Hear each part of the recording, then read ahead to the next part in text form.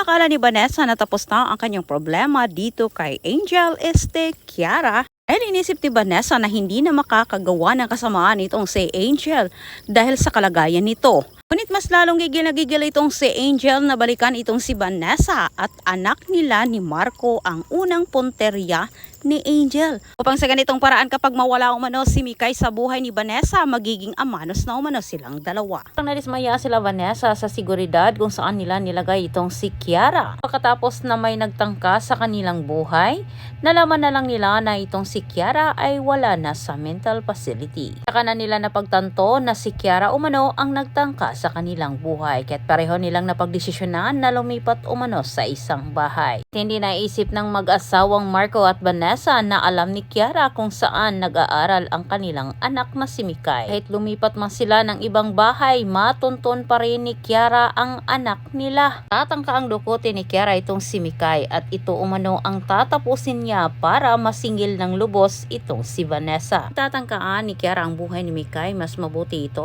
para makita ni Mikay ang tunay na kulay ni Kiara at mapagtanto ng bata na hindi nagsisinungaling ang kanyang ina na si Kiara Angel ay masamang tao. Muling pinuntahan ni Angel ang tahanan nila Marco.